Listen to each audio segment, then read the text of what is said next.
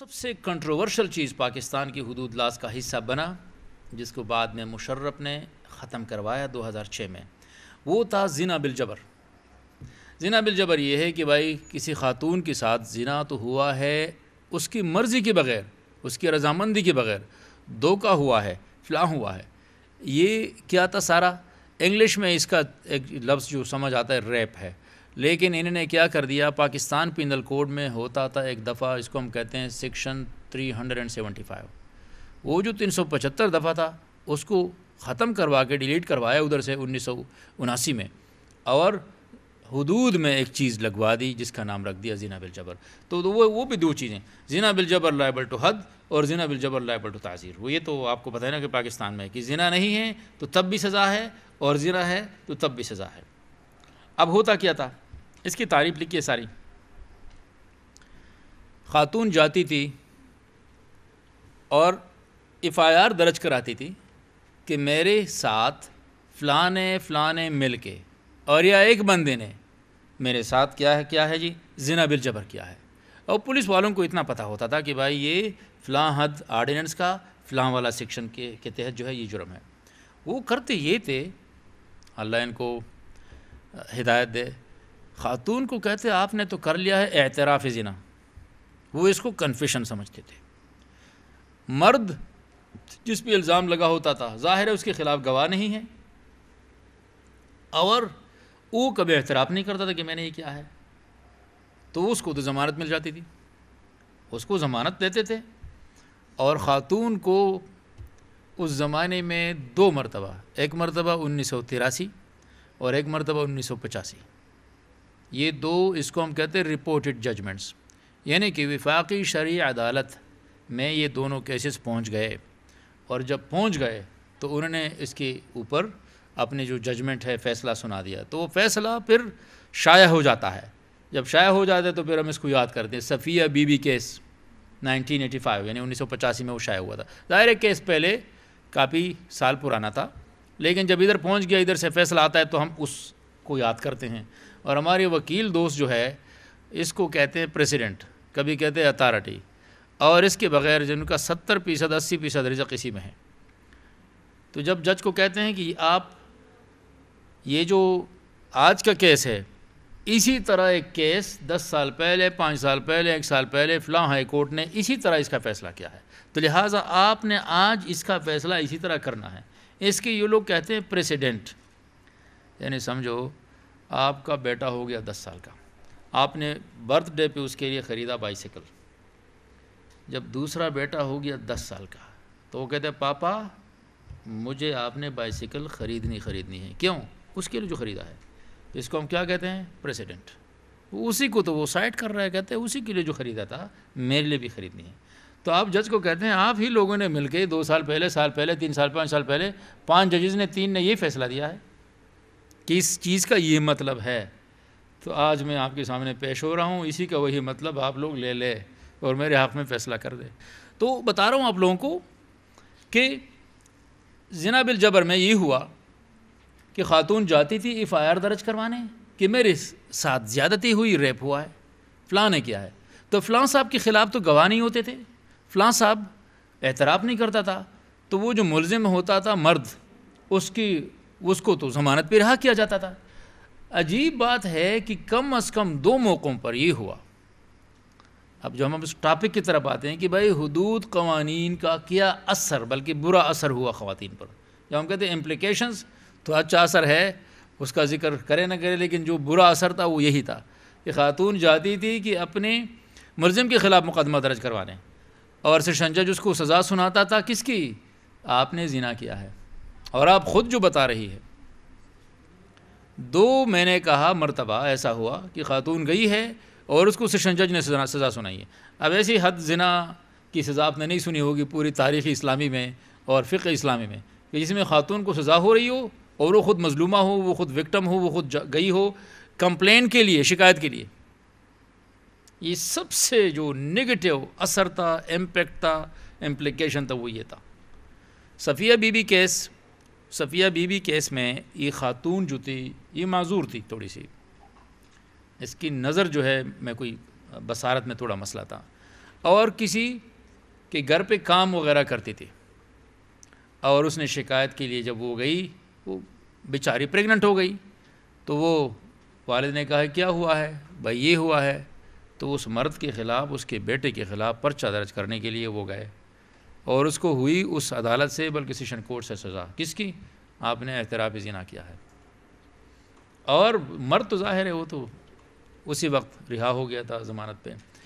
اس زمانے میں یہ جو سوشل میڈیا نہیں تھا اور یہ ٹی وی چینلز نہیں ہوتے تھے، تو کیا ہوتا تھا؟ اخبار ہوتے تھے، اور اخباروں میں بہت شور مچ گیا کہ یہ دیکھو کہ یہ حدود قوانین ہیں آپ کے، یا تو حدود قوانین کے ڈرافٹنگ میں فالٹ تھی، جنہوں نے ڈرافٹ کروایا تھا تو انہوں نے اچھا اپنا صحیح کام نہیں کیا تھا، پھر آگے سے اس کو جو امپلیمنٹ کرنے والے تھے، ظاہر ہے پولیس والوں نے لوگوں کو پکڑنا تھا، ادھر ہی سے ایف آئی آر جب آپ کی خراب ہو جاتی تو سارا کیس خراب ہی چلتا ہے، اور یا ماشاءاللہ اس کو انٹرپریٹ کرنے والے جو عدالتیں تھیں، سیشن کورٹس، ان کی کوئی ٹریننگ نہیں ہوئی تھی کہ بھائی حد کیا بلا ہے، تو یہ زنا والا کیا مسئلہ ہے، اور پریگننسی پر سے، یعنی کہ آپ فقہا سے اگر پوچھتے ہیں، پریگننسی پر سے is not an indication that the woman has committed sexual intercourse اور الیگل، یہ اور وہ، یہ تو فقہا سب مانتے ہیں۔ پھر آگے سے انڈر ڈیورس ہوا ہے، اگینسٹ ہر کنسنٹ ہوا ہے، اس کی کوئی رضامندی نہیں ہے، اس کو کہا کہ مرنا ہے اور یا تیار ہونا ہے، سمجھ آنا؟ تو یہ ساری جو ہے اس چیز کو نفی کرتی ہے جس کو ہم کیا کہتے ہیں کہ بھائی کیپیسٹی ہے، رضامندی ہے، کنسنٹ ہے۔ تو ہوتا یہ تھا کہ بہت زیادہ شور جب مچتا تھا تو حدود قوانین میں جب بھی فیصلہ آئے گا کسی سیشن کورٹ سے، اس زمانے میں بلکہ آتا تھا، اب تو ختم ہو گئے سارے، تو یہ فیصلہ جاتا تھا وفاقی شرعی عدالت، اور ادھر وفاقی شرعی عدالت کو اختیار تھا کہ اس کو کنفرم کرے اور یا کہے کہ نہیں بھائی یہ ڈیسیجن کیا ہے، یہ غلط ہے، تو وہ آٹومیٹیکلی اوپر آتا تھا۔ آٹومیٹیکلی جب اوپر آ گیا، اب وہ خاتون اتنی غریب خاندان کی کہ نہ وکیل کو وہ جانتی تھی نہ وہ کر سکتی تھی، ظاہر ہے ادھر بھی ایسا، تو ادھر آ کے ادھر اچھے کچھ وکیلوں نے کہا کہ ہم والنٹرلی اس کیس کو پیش کرتے ہیں۔ والنٹرلی جنہوں نے پیش کیا تو ججز نے بار بار بتایا ادھر شرعی عدالت نے کہ یہ خاتون جو آئی تھی شکایت کے لیے آئی تھی، یہ کس لیے نہیں آئی تھی؟ اعتراف زنا کے لیے نہیں آئی تھی، اور اس کو زنا نہیں کہتے، تو لہٰذا آپ خاتون کو کبھی بھی نہ پکڑو، چلو۔ لیکن جو بدنامی تھی حدود قوانین کی یا پاکستان کی، اور یا جس جج نے اس کو سزا دی تھی، وہ تو جو ہونی تھی وہ ہو گئی، سمجھ آئے نا؟ تو اس میں کچھ چیزیں ہیں جو اس میں مسئلہ کرتی تھی کہ بھائی ہم نے پروسیجر اللہ کو تو سرے سے چھیڑا نہیں، ادھر سے کچھ نہ کچھ بڑے قوانین کو، حدود قوانین کو متعارف کروایا، اس کی ڈرافٹنگ ایسی کروائی کہ میں نے کہا 5 سے یا 7 سے لے کر نہ کیا کر دیا آپ نے 16 کر دیے حدود، ٹھیک ہے، اور آگے سے جن لوگ اس کو امپلیمنٹ کرتے تھے وہ ایسے تھے کہ ماشاءاللہ ان کی زیرو ٹریننگ تھی اسلامک لا کی یا حدود قوانین کی۔ اب مثلا کچھ ممالک ہیں جہاں پہ حدود قوانین انٹروڈیوس ہو گئے اور وہ آج تک کامیابی سے چل رہے ہیں، اور اس کی بڑی مثال ایران ہے۔ کسی نے اس کا بڑا اچھا کمپیریزن کیا ہے، ایک محقق نے، اور وہ یہ بتاتا ہے کہ ایران میں انقلاب لانے والے جو لوگ تھے اس میں جو بڑے بڑے علماء پیش تھے، انہوں نے خود رضامندی سے والنٹرلی اور ولنگلی کہا کہ آپ ہمیں پیسے دے نہ دے۔ شروع میں انقلاب والوں کے پاس تو پیسے تو نہیں تھے، ہم ایسا کریں گے کہ آپ لوگ یاد رکھیں گے، تو بھائی مجھے کیا بنا دو، قاضی بنا دو، دوسرے نے کہا مجھے فلاں بنا دو، والنٹرلی اور ولنگلی، اور ٹرین لوگوں نے اس کو پھر ایسے تھوڑا سا انٹرپریٹ کیا کہ اس کا اثر اس معاشرے میں اچھا رہا، برا نہیں رہا۔ ادھر اس معاشرے میں اس کا اثر انتہائی برا لگتا تھا، انتہائی بری سا برا جو ہے آتا تھا۔ ایک اور سب سے جو بڑا مسئلہ آ گیا پاکستان کی حدود قوانین کی وجہ سے، اور خاتون جب اس کی اوپر جو ظلم کی انتہا ہوتی تھی، وہ یہ تھا کہ بھائی ہماری لیگل سسٹم کے اندر، ہمارے ملک میں جو نظام عدل ہے، اس کے اندر ایک خاتون یہ کر سکتی ہے کہ اگر والدین نے اس کو کہا کہ بیٹا فلاں سے شادی نہ کرو اور وہ کرتی ہے تو اس کی وہ شادی بالکل ویلڈ ہے، بالکل صحیح ہے، یعنی اس لیگل سسٹم کے اندر اور فقہ حنفی کے اندر خاتون کو یہ اختیار ہے کہ اگر وہ ایک زمین خرید سکتی ہے اور بیچ سکتی ہے، اور کیا کر سکتی ہے، کوئی بھی مالی معاملات وہ چلا سکتی ہے، بزنس چلا سکتی ہے، پتہ نہیں کیا کر سکتی ہے۔ حضور صلی اللہ علیہ وسلم کی جو پہلے پارٹنر تھی بزنس کی وہ کون تھی؟ بعد میں اس کی بیوی بنی، تو خاتون تو ماشاءاللہ، اور خواتین یہ کام یہ سب کچھ اگر چلا سکتی ہے تو خاتون اپنے لیے کوئی خاوند کا بھی انتخاب کر سکتی ہے۔ احناف یہ بات کہتے ہیں، اور اس میں بہت ساری چیزیں وہ قرآن سے اور احادیث سے اور یا پریسیڈنٹ سے نکالتے ہیں کہ بھئی صحابہ کے دور میں ایسا ہوا ایسا ہوا، وہ اس بحث میں پڑھنا نہیں ہے۔ لیکن اس ملک کی لیگل سسٹم میں بھی خاتون اگر اپنی شادی خود کرتی ہے تو اس کو ہم کہتے ہیں کہ the consent of the guardian is not necessary for the validity of نکاح۔ اس نکاح کی ویلیڈیٹی کے لیے کہ بھائی یہ نکاح صحیح ہے یا غلط ہے، اس کے لیے اگر گارڈین نے اجازت دی ہے اچھی بات ہے اور دے دے، لیکن اگر نہیں دی ہے تو مسئلہ یہ ہے نا کہ یہ نکاح صحیح ہے کہ غلط ہے۔ تو فقہ میں یا شریعت میں یا حنفی فقہ کے اندر پلس ہمارے لیگل سسٹم میں بہت سارے فیصلے آئے ہیں اس پر کہ اس میں یہ نکاح بالکل صحیح ہے۔ لیکن کیا ہوتا تھا اس زمانے میں؟ حدود قوانین آ گئے، خاتون کراتی تھی یا کرتی تھی اپنی شادی، جب اس کے والد صاحب پہنچتے تھے پولیس اسٹیشن میں، کوئی اور چارہ نہیں ہے تو کیا کرتے تھے، بھائی یہ کرو کہ جو میری بیٹی ہے وہ فلاں بندے کے ساتھ زنا کر رہی ہے،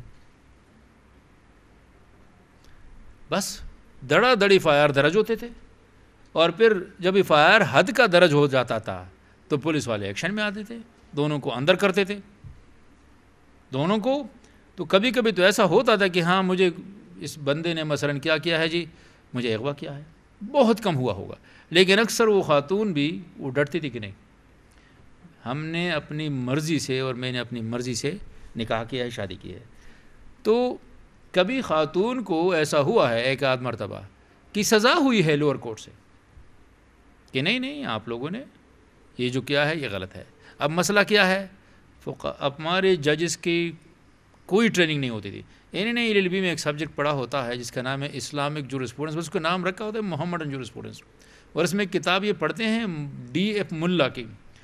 ملا خود مسلمان نہیں تھا، ملا نے 1902 میں ایک چھوٹی سی کتاب شائع کروائی، اور اس نے کہا کہ یہ جو کتاب ہے نہ میری اسلامک لا کی کوئی ٹریننگ ہے نہ میں جانتا ہوں، لیکن ہندوستان میں آج تک اینگلو انڈین ججز نے جو ڈیسیجنز دیے ہیں نا، فیصلے، میں ان فیصلوں کی روشنی میں اسلامک لا کیا ہے وہ بس لکھ رہا ہوں۔ اور اگر یہ سول ہے جس کو ہم کہتے ہیں سول کیس، کرمنل کیس، تو سول ہے تو یہ لوگ سول کورٹ جائیں گے۔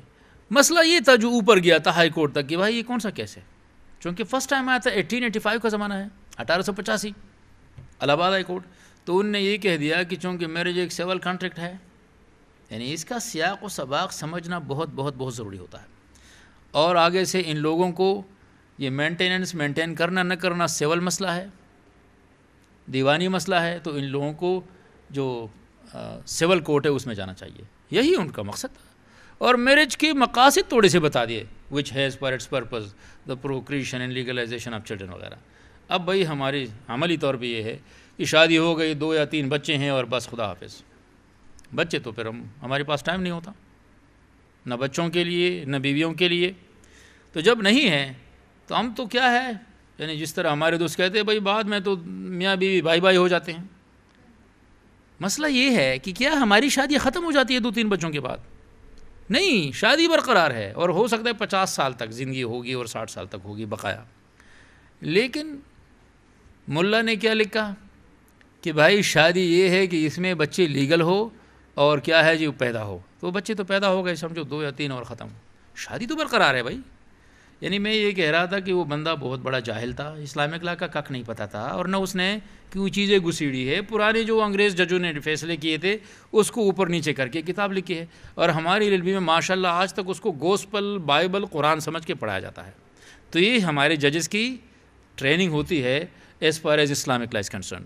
اب جب آپ وہ پڑھیں گے اور پھر آئیں گے جو ضیاء الحق نے ماشاءاللہ یہ جو حدود قوانین بنائے ہیں 5 سے 16 کر دیے، تو ظاہر ہے پھر تو مسئلہ ہوگا۔ پھر ہماری پولیس کی جو ٹریننگ ہوتی ہے آپ کو پتہ ہوگا، تو اس کا ستیہ ناش پھر دوسرا کس نے کیا؟ ہمارے اس زمانے کے سیشن ججز نے، یعنی ضیاء الحق صاحب کو پتہ نہیں کیا تھا۔ میں شرعی اکیڈمی کا ڈائریکٹر ہوں آج کل اسلامک یونیورسٹی میں، تو ادھر 35 سالوں سے سیشن ججز ٹریننگ کے لیے آتے ہیں، ہر سال میں 4 مہینے کی ٹریننگ ان کی ہوتی ہے، آتے ہیں۔ ایک پنڈی کے سیشن جج آئے تھے اور کہتے ہیں کہ یار مجھے سمجھ نہیں، ادھر ضیاء الحق صاحب بذات خود فون کرتے ہیں کہ جج صاحب یہ تم کیوں یہ سزا نہیں دیتے، حدود کی سزائیں کیوں نہیں دیتے؟ بھائی آپ صدر مملکت ہے، آپ اپنا کام کریں، you mind your business, I mind my business. وہ کہتے ہیں کہ جب ثبوت ہوگا اور پکا ثبوت آئے گا، اعتراف ہوگا، 4 گواہ ہوں گے، تو پھر ہم سزائیں دیں گے، ورنہ ہم کیسے سزا دے دیں؟ آپ کو پتہ ہے نا، ہمارے یہاں ایک مائنڈ سیٹ ہوتا ہے کہ بھائی جس پہ الزام لگ گیا تو اس کا مطلب ہے کہ یہ ثابت ہو گیا۔ ایک ہے الزام لگانا اور ایک اس کو بغیر کسی شک کے ثابت کرنا۔ وکیل حضرات کہتے ہیں بیانڈ اینی ڈاؤٹ، اس کو ثابت کیا ہے تو ٹھیک ہے، اور اگر ثابت نہیں کیا تو الزام لگانا بڑا آسان ہے، لیکن ثابت کرنا تو پھر کیا ہے، بہت بہت بہت مشکل ہے۔ اس لیے آج تک گواہوں کی گواہی پہ کبھی بھی کسی بھی ملک میں ماشاءاللہ زنا ثابت نہیں ہو سکی ہے، اور باقی جو سرکمسٹانشل ایویڈنس ہے وہ تو سرے سے کوئی نہیں مانتا اس میں، کہ کوئی مذہب نہیں مانتا اس کو، کیوں؟ سزا ہے بہت زیادہ سخت، تو اسی لیے یہ چیزیں نہیں۔ تو امپلیکیشن 2، خاتون نے اپنی شادی خود کی ہے، ٹھیک ہے، اس نے عرف عام، رواج اور یہ آپ کی فیملی بدنام ہو گئی، فلاں ہو گیا، لیکن شرعی طور پر، قانونی طور پر اس کی جو شادی ہے بالکل ویلڈ ہے، بالکل صحیح ہے، بھائی ہے کہ نہیں ہے؟ جب ہے تو جانا اور اس کے خلاف فائر کروانا اور یہ کہنا کہ یہ دونوں زنا کر رہے ہیں، اور ادھر ماشاءاللہ لوپ پھول تھے، ہاں بھائی یہ جو ہے نا ظاہر ہے ہمارے سامنے ہم نے اس کی رخصتی نہیں کروائی ہے تو یہ کیا ہوگا، جی زنا ہوگا۔ اب شادی میں کیا ہے بھائی، افر ہے، ایکسیپٹنس ہے، جس کو ہم کہتے ہیں ایجاب ہے، قبول ہے۔ ڈاور اگر فکس نہیں ہوا مہر، وہ بعد میں سٹینڈرڈ ڈاور مہر المثل دیا جا سکتا ہے، کیونکہ مہر تو اس وقت ہم ہوتا ہے جب شادی اللہ نہ کرے میاں مر گیا، اللہ نہ کرے شادی ختم ہو گئی کسی بھی طریقے سے، تو پھر ہم کہتے ہیں ڈاور کتنا تھا، سمجھ آئے نا؟ اور پھر ہم یہ دیکھتے ہیں کہ میرج واز دا میرج کنزومیٹڈ اور ناٹ کنزومیٹڈ، یہ چیزیں تو بعد میں اہم ہوتی ہے۔ ڈاور جو ہے ہم وعدے تو بڑے کرتے ہیں کہ اتنا ہے، لیکن دیتے کتنا ہے سب کو پتہ ہے بھائی، ہاں جی، وہ جو ہم کہتے ہیں کہ بھائی پہلے دو وہ تو دیا ہے، اور بعد میں مجھے نہیں پتہ کہ کوئی دیتا ہے، ہاں بھائی ملتا ہے، شکر ہے شکر ہے شکر ہے، پتہ نہیں کتنا تھا لیکن بہت اچھی بات ہے ملا ہے۔ اکثر جو ہے نہ پوچھا جاتا ہے اور نہ دیا جاتا ہے، ہمارے ہندوستان میں اور پاکستان میں اور بنگلہ دیش میں وعدے کیے جاتے ہیں کہ آدھا مؤجل آدھا معجل، آدھا پرمپٹ آدھا ڈیفرڈ۔ بس 2 چیزیں یاد رکھو کہ ایک والدین جب جاتے تھے، والد جب جاتا تھا اور اپنی بیٹی کے خلاف فائر کرواتا تھا کہ میری بیٹی زنا کر رہی ہے، اس سے بڑا ظلم مجھے سمجھ نہیں آ رہا کہ یہ کون سا والد تھا، یعنی کہ اس کا دل شاید لوہے کا تھا یا پتھر کا تھا، آئی ڈونٹ نو۔ اور کبھی کبھی کورٹ والے یہ چیز مانتے تھے کہ ہاں یہ کیا ہے جی زنا ہو رہا ہے، لیکن شریعت کورٹ میں وہ فیصلہ جب آتا تھا مسئلہ، وہ کہتے تھے دفع ہو جاؤ ادھر سے۔ شریعت کورٹ اس معاملے میں بڑا سخی تھا، اور اس کو ہم کہتے ہیں بڑا لبرل تھا، یعنی گوروں نے شریعت کورٹ کو اسسٹ کیا، اینالائز کر کے کہا کہ یہ لبرل کورٹ ہے، یہ شریعت کورٹ نہیں ہے۔ کیوں؟ کہتے ہیں نیچے سے جو بھی کیس آتا ہے یہ کیا کہتے ہیں کہ اس میں یہ خامی ہے، اس میں یہ مسئلہ ہے، اس میں یہ مسئلہ ہے، اور وہ کیا کرتے تھے جی ادھر ہی اس کو نمٹاتے تھے، آگے نہیں جاتا تھا کسی کو۔ الحمدللہ ثم الحمدللہ یہ سزا ہوئی نہیں۔ اور آگے سے میں نے بتا دیا کہ وہ پہلی والی جو بات ہوئی کہ خاتون جاتی تھی FIR کے لیے کہ بھائی میرے ساتھ ہوا ہے زنا بالجبر، میرے ساتھ ہوا ہے، ان انگلش میں ایک لفظ ریپ، اور مرد کیا کہتے تھے اپنے پولیس والے کہ نہیں آپ نے تو اعتراف جرم کر لیا، اور جب اعتراف جرم کر لیا تو اس کو سزا کبھی ہوتی تھی، لیکن شریعت کورٹ میں آ کے وہ ختم ہوتی تھی۔ یہ سب کچھ کیسے پھر ٹھیک ہو گیا؟ آپ کہتے ہیں اب کیا ہے؟ 2006 میں، بلکہ 6 دسمبر 2006 کو ایک ایکٹ پاس ہو گیا جس کا نام ہے دا protection of women act. Protection of women act میں ہم نے یہ کر دیا کہ زنا بالجبر لائبل ٹو حد یا تعزیر تھا، اس کو بالکل ختم کر دیا، اور اس کی جگہ دفعہ نمبر 375 یا section 375 of the Pakistan penal code اس کو دوبارہ بحال کر دیا۔ نیا لا نہیں بنایا کوئی، اسی پرانے کو جو انگریزوں کے زمانے سے آ رہا تھا اس کو دوبارہ بحال کر دیا۔ اور اس کو آپ غور سے دیکھیے گا، میں نے اس پہ روشنی ڈالی ہے، وہ ایک آرٹیکل کا ٹائٹل ہے از زنا بالجبر احد تعزیر اور سیاسہ offence reappraisal of the protection of women act 2006 in Pakistan. یہ آپ لوگ ڈاؤن لوڈ کیجیے گا۔ اچھا تو میں بتا رہا تھا 6 دسمبر 2006 کو ایکٹ آ گیا پروٹیکشن آف ویمن ایکٹ، اور اس نے کیا کر دیا؟ زنا بالجبر کو تو ابداً کے لیے ختم کر دیا۔ اب ہوا کیا؟ اگر آپ اس کو غور سے دیکھیں، اس کو میں نے اس کا تجزیہ کیا ہے، جائزہ لیا ہے، انہوں نے یہ کر دیا اس نئے ایکٹ نے کہ زنا بالجبر ختم، اور ریپ کا جو آرٹیکل تھا سیکشن تھا وہ دوبارہ بحال ہو گیا. آگے سے زنا دو قسم کا، بھائی شادی شدہ زنا کرتا ہے اور یا غیر شادی شدہ. شادی شدہ غیر شادی شدہ کو ایک کو ہم ایڈلٹری کہتے ہیں جو شادی شدہ والے کو، اور جو غیر شادی شدہ ہے اس کو پھر ہم کیا کہتے ہیں فورنیکیشن.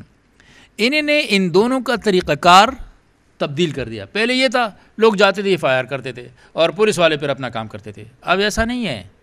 اب اگر کسی نے زنا کا الزام لگانا ہے دوسری پر تو زنا انہوں نے جو ڈویژن کی ہے نام سے تو لگتا ہے کہ یہ وہی ہوگا جو حدود میں تھا، ویسا نہیں ہے. ایڈلٹری کے لیے بندہ 4 گواہوں کو لے جائے گا. کہاں پہ؟ سیشن کورٹ میں. سیشن کورٹ میں 4 گواہ لے جائے گا وہ کہ بھائی میں نے فلاں کو دیکھا وہ یہ کر رہا تھا. تو وہ دیکھے گا کہ یہ جو گواہ لائے ہیں یہ گواہ ٹھیک ہے، ان کی گواہی صحیح ہے اور یہ جو ہے ہمارے اسٹینڈرڈ پہ پورا اترتی ہے نہیں اترتی. فیلنگ وچ اگر ان کو پتہ چلے جھوٹے ہیں، آپ کو پتہ ہے کرائے کے بہت سارے ملتے ہیں کورٹ کے باہر بیٹھے ہوتے ہیں، جھوٹے ہیں، تو اس وقت ان کو قذف کا جو قانون ہے اس کے تحت سزا ہوگی. اب اگر یہ سب کچھ ہو گیا اس کے بعد انویسٹیگیشن وغیرہ ہوگی اور کیس بنے گا. تو آپ یہ ذرا اندازہ کریں کہ 2006 کے بعد 6 دسمبر 2006 کے بعد کتنے ہم نے ایڈلٹری کے کیسز رجسٹر کروا دیے. وہ وکیل بیٹھے ہیں ادھر تو ان سے پوچھیے گا 0. تو اچھی بات ہے کہ پہلے تو جو بندہ دوسرے کو پنسانا چاہتا تھا تو کیا کرتا تھا جی جاؤ اس پہ الزام لگوا دو، چاہے بیٹی ہے چاہے بیٹا ہے. آگے کسی والد کی جرت اب نہیں ہوتی کہ جا کے اپنی بیٹی کے خلاف یہ پرچہ کروا دے، وہ ہوتا ہی نہیں ہے. 4 گواہ لے جاؤ سیشن کورٹ میں. فورنیکیشن جو ہے یعنی جو غیر شادی شدہ بندہ اگر زنا کرے تو فورنیکیشن کا نام تو رکھا ہے فورنیکیشن، لیکن آپ جب غور سے پڑھیں تو اس کا طریقہ کار مختلف ہے. بندے کو 2 گواہ لے جانے ہیں الزام لگانے والے کو کس کورٹ میں؟ مجسٹریٹ کورٹ میں. دوسرے کو سیشن کورٹ میں، اس کو مجسٹریٹ کورٹ میں. اور مجسٹریٹ کورٹ میں 2 گواہ جب وہ لے جائے گا تو ان کی ٹیسٹیمنی چیک ہوگی کہ یہ کیسے ہیں، صحیح ہے، جھوٹے ہیں، سچ ہیں. وہ تو سارے جھوٹے ہوتے ہیں تو ماشاءاللہ وہ بھی رجسٹر نہیں ہوتا. آگے سے اس کی سزا کیا رکھی ہے؟ 5 سال. فورنیکیشن کی سزا جو ہے وہ نہیں ہے جو زنا کی سزا ہے. بھائی 2006 کا ایکٹ آ گیا، اچھا ہے برا ہے، لیکن میں آپ کو بتا رہا ہوں کہ ہے اس میں کیا. ایڈلٹری کی سزا تو پوری ہے حد، اگر ثابت ہو گئی تو سوال نہیں پیدا ہوتا. رجسٹر ہی نہیں ہو سکتا تو وہ جس کو فیک رجسٹریشن 2 نمبر طریقے سے جو کیسز رجسٹرڈ ہوتے ہیں لوگوں کو ہراس کے لیے، تنگ کرنے کے لیے، بدنام کرنے کے لیے، وہی دروازہ بند ہو گیا. تو یہ اچھی بات ہے کہ بری بات ہے؟ اب ایک چیز ہے، ریپ میں اگر کسی خاتون نے کسی مرد پہ الزام لگا دیا تو وہ جو مرد ہے وہ پنس گیا. سب سے پہلا جب FIR درج ہوا پاکستان میں وہ سبزی منڈی تھانہ میں اسلام آباد میں درج ہوئی. 6 دسمبر کو ایکٹ پاس ہو گیا، 6 دسمبر کو ہو گئی. اب انہوں نے جب وہ کرا دیا، فارنزک والوں نے اپنے ٹیسٹ کیے، DNA کروا دیا، فلاں کروا دیا، FIR میں سب کچھ تھا. میں اس کے پیچھے لگ گیا. میں نے اس تھانے دار کو کہا مجھے یہ ساری چیزیں دو، سب کی کاپی دے دی. پھر مجھے کہا پروفیسر صاحب آپ اس کی کیس کے پیچھے کیوں لگے ہیں؟ آپ یہ خاتون کی طرف سے کوئی ارگو کرنا چاہتے، کوئی مسئلہ ہے، اس کے رشتہ دار ہو یا مرد کے؟ میں نے کہا نا میں اس کا میں نے اسے کہا کہ آپ کے سامنے یہ ایکٹ پڑھی ہے؟ کہتے ہیں ہاں نیا آیا ہے اور ابھی پڑھی ہے. میں نے اس کو ذرا پڑھو. تم یہ جو DNA کرواتے ہو، فارنزک کرواتے ہو، فلاں اس کی کیا ضرورت ہے، کیا مطلب؟ اس میں ایک پروویجو ہے، ناراض نہیں ہونا، صحیح آپ کو وہ چیز بتا رہا ہوں کہ اس ایکٹ نے کیا کر دیا، خاتون کو بالکل کر دیا محفوظ اور مرد کو بالکل کر دیا غیر محفوظ. کیسے؟ میں نے کہا یہ نیچے جو ہے ABCD نیچے کیا ہے، پروویجو ہے، ایکسپلینیشن. اس میں لکھا ہے کہ بھائی penetration is sufficient to constitute the offense. ایجیکولیشن تو شرط ہی نہیں ہے. تم کس چیز کی ٹیسٹ کرواتے ہو؟ کہتے ہیں پروفیسر صاحب ابھی سمجھ آ گیا، DNA نے یہ کہہ دیا اور فارنزک والوں نے یہ کہہ دیا. یعنی فارنزک والوں کے پاس اپنا خون لے جاؤ، اسے کہو گدھے کا لکھو تو گدھے کا لکھیں گے. جتنے پیسے ہو، آپ کو پتہ ہے 50 لاکھ کا یہ بکتا تھا کسی زمانے میں، یہ سیٹ آج کل ہو سکتا ہے 1 کروڑ 2 کروڑ کا، کیونکہ وہ بناتے اتنے پیسے. تو میں نے کہا تم کس طرح کی ٹیسٹ کرتے ہو؟ یعنی کہ اب تو خاتون الزام لگائے. پھر ایک اور بات جو ہماری عدالتوں نے کی ہے، ہمارے وکیل بھائیوں کو پتہ ہے، وہ کہتے ہیں کہ جو وکٹم ہے ہی اور شی از اے اسٹار وٹنس، کسی اور گواہ کی ضرورت نہیں ہے. تو آپ کسی بھی زنا کا اگر الزام لگ گیا، ریپ کا، تو قذف آرڈیننس کا وہ سہارا نہیں لے سکتا. جس نے مجھ پہ جھوٹ بولا ہے، اگر شریعت ہو تو اس کو قذف کی سزا ملے گی. اب تو قذف مذہب ہے نہیں اس پہ.